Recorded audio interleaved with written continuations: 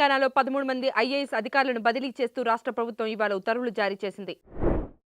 Corona సమయంలో విశేష సేవలు అందించిన సీనియర్ ఐఏఎస్ అధికారి సంజయ్ జాజు తెలంగాణ నూతన ప్రభుత్వ ప్రధాన కార్యదర్శిగా నియమితులయ్యారు. వర్షాకాలం నేపథ్యంలో గ్రామాల్లో సీజనల్ వ్యాధులు ప్రబలకుండా ముందస్తు చర్యలు తీసుకోవాలని ఏపీ ఉప ముఖ్యమంత్రి పవన్ కళ్యాణ్ పంచాయతీరాజ్ గ్రామీణాభివృద్ధి శాఖ అధికారులను ఆదేశించారు. గాది సాయికృష్ణ లాకప్ డెత్ కేసులో సిట్ అధికారులు విచారణను వేగవంతం చేశారు. కృష్ణలంక సీఐ నాగరాజుకు హెడ్ కానిస్టేబుల్ అశోక్, నాని స్నేహితుడు సురేష్ సహకరించినట్లు తాజాగా సిట్ గుర్తించింది.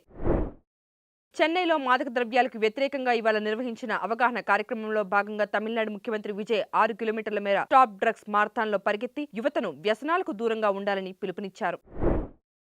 నిష్పక్షపాతంగా ఎన్నికలు నిర్వహించినందుకు కేంద్ర ఎన్నికల సంఘాన్ని ప్రశంసిస్తూ ఓటర్ల జాబితా ప్రత్యేక సమగ్ర సవరణ ప్రక్రియను ఎన్సీఈఆర్టీ తన 9వ తరగతి నూతన పాఠ్యపుస్తకంలో చేర్చింది.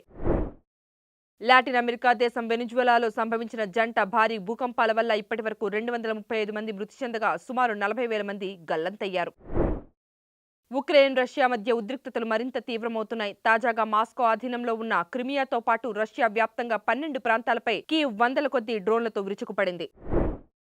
మహేష్ బాబు హీరోగా నటిస్తున్న వారణాసి చిత్రం షూటింగ్ మరో 4 నెలల్లో పూర్తవుతుందని దర్శకుడు ఎస్ఎస్ రాజమౌళి వెల్లడించారు. పవన్ కళ్యాణ్ కథానాయకుడిగా సుజీత్ దర్శకత్వంలో తెరకెక్కుతున్న ఓజీ ప్రీక్వెల్ చిత్రానికి సంబంధించిన స్క్రిప్ట్ పనులు 70% పూర్తయినట్లు వార్తలు వస్తున్నాయి. మహిళా క్రికెటర్లు సోషల్ మీడియాలో ఆన్లైన్ ట్రోలింగ్ బారిన పడకుండా రక్షణ కల్పించేందుకు ఐసీసీ తీసుకొచ్చిన ప్లేయర్ ప్రొటెక్షన్ ప్రోగ్రాంలో ఇప్పటి వరకు 100 మందికి పైగా క్రీడాకారులు చేరారు. Please subscribe to the channel and download the Politicos app from the links in the description.